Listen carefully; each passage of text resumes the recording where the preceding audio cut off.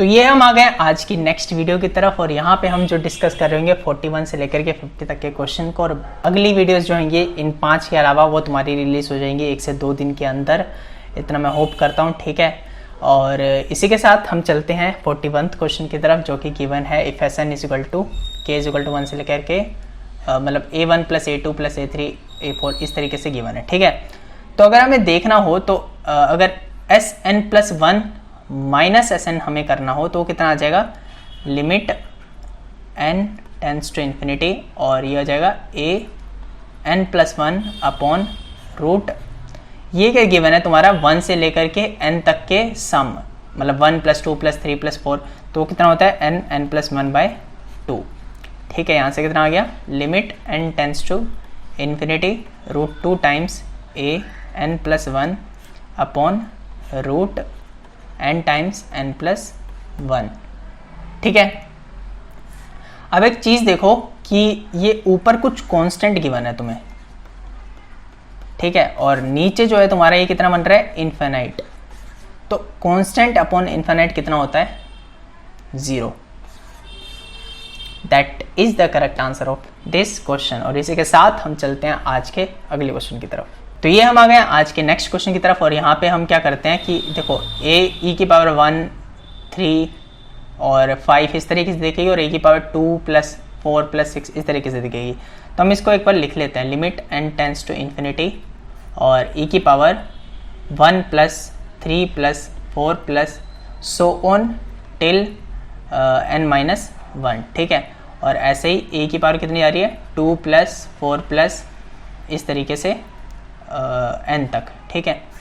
तो ये कुछ जा रहा है और ये जो है जो टर्म्स हैं ये n/2 हैं और ये भी टर्म्स n/2 ही हैं, ठीक है। और इन सब की पावर दे रखी है 1/n² + 1 और limit n tends to infinity. और अगर हम इसका सम निकालें 1 + 3 + 4 तो ये कितना आ जाएगा, n² / 4 और a और इन सब का सम निकालें तो ये कितना आ जाएगा, n + 2/4, ठीक है।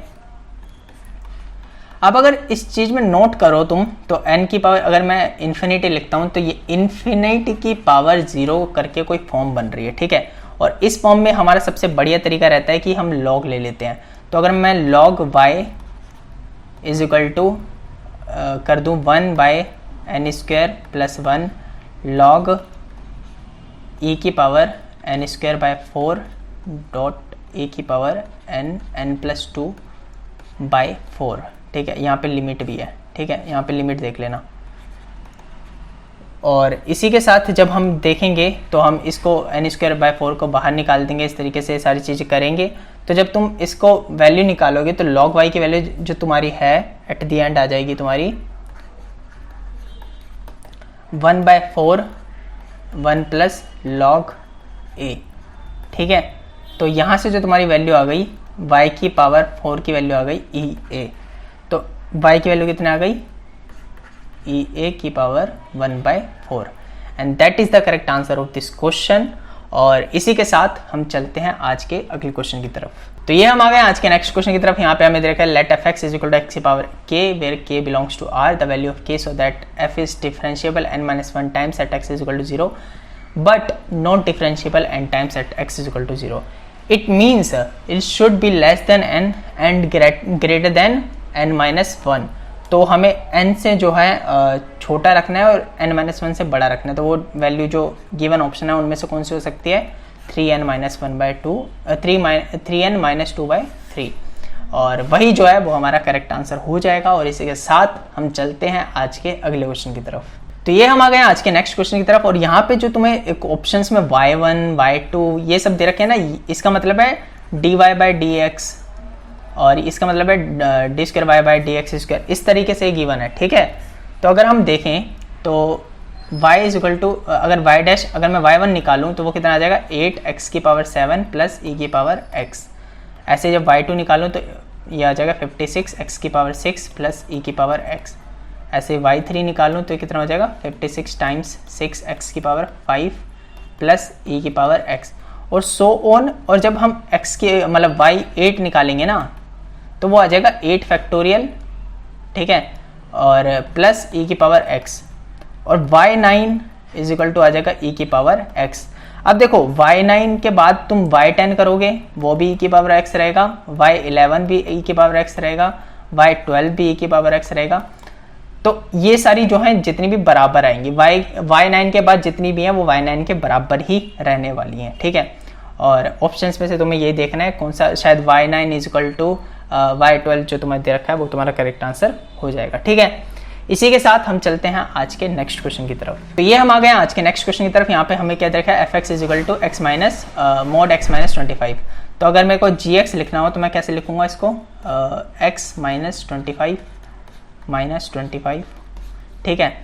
तो हमें क्या दे रखा है, एक्स इज ग्रेटर देन 0 के लिए चीज़ें देखनी है। तो एक्स इज ग्रेटर देन 0 के लिए, ग्रेटर देन 50 के लिए, तो 50 के लिए देखना है। तो ये वाला तो ऐसे कैसे निकल जाएगा, तो एक्स माइनस 25 माइनस 25, क्योंकि वो हमेशा पॉजिटिव है और ये भी हमेशा पॉजिटिव रहेगा, तो इसका मतलब ये भी ऐसा का ऐसा ही निकल जाएगा। तो जी एक्स जो हमें दे रखा है वो दे रखा है x minus 50, x is greater than 50 के लिए।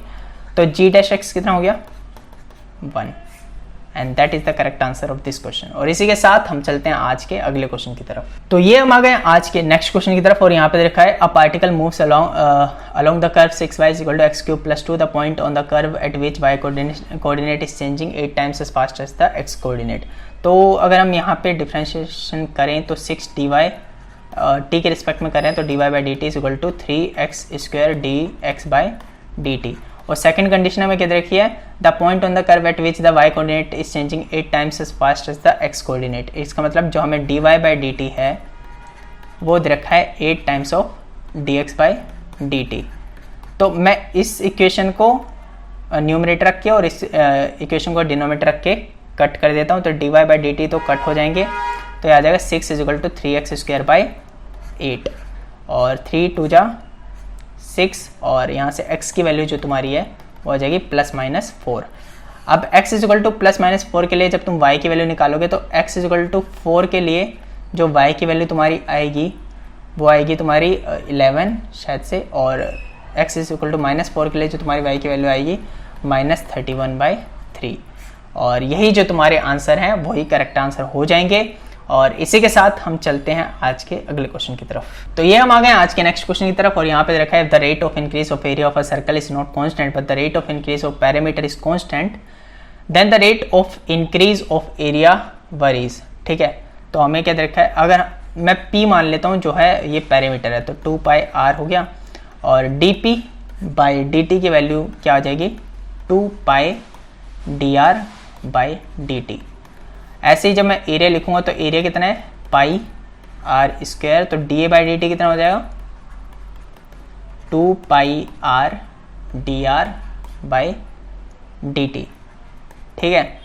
अब अगर मैं इसको ऐसे लिख लेता हूँ r 2πdr बाई dt, यही तो लिखा है, और 2πdr by dt 2πdr by dt, तो मैं इसको dp बाई dt लिख सकता हूँ। तो da by dt is equal to r times of dp by dt, और ये जो है तुम्हारे कांस्टेंट है as given in the question. तो it means da by dt is proportional to r, and that is the correct answer of this question. और इसी के साथ हम चलते हैं आज की अगले क्वेश्चन की तरफ। तो ये हम आ गए हैं आज के नेक्स्ट क्वेश्चन की तरफ। यहाँ पे पूछा है the maximum area of rectangle inscribed in a circle of diameter r is. तो अगर मैं देखूँ एक सर्कल बनाता हूँ, ठीक है, और यहाँ पे एक रेक्टेंगल बनाता हूँ, ठीक है, जो भी है, और ये अगर इसका सेंटर है तो ये r/2 है और ये भी r/2 है। इसको लेंथ मान लेता हूँ, इसको ब्रेड्थ मान लेता हूँ, और a b c और ये d। तो यहाँ से हमारा r square is equal to l square plus b square आ गया। तो यहाँ से जो b है वो आ जाएगा r square minus l square, ठीक है। तो एरिया कितना हो गया l times root r minus l square. अब जब da बाय dl करोगे वहाँ से तुम्हारा मैक्सिमम वैल्यूज़ इनकी आ जाएंगी, और जो तुम्हारा वैल्यू है वो आ जाएगी l is equal to plus minus r by root 2, ठीक है।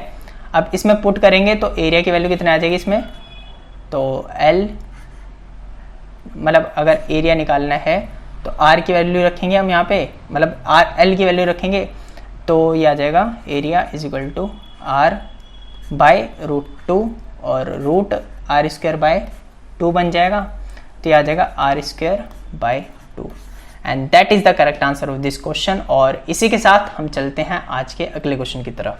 तो इस क्वेश्चन में हमें क्या देखा है, channel 27 meter wide falls at right angle into another channel 64 meter wide. The greatest length of the log that can be floated along the system of channel is. तो अगर हम ये कुछ इस तरीके का सिस्टम बना सकते हैं, अगर हमें बनाना हो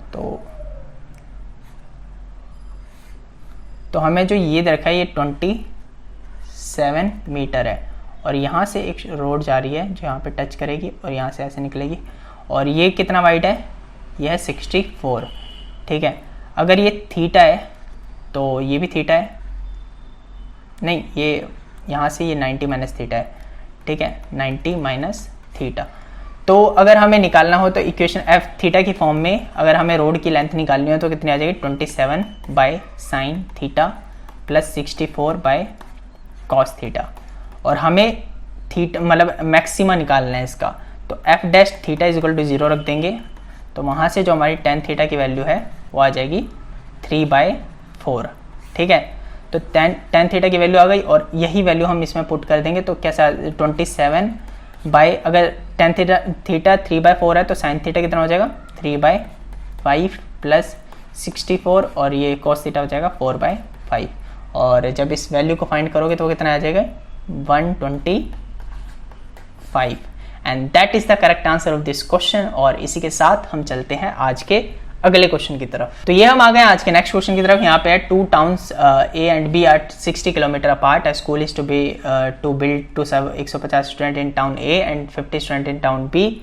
If the total distance to be traveled by all 200 students is to be as small as possible, then the school be built at where?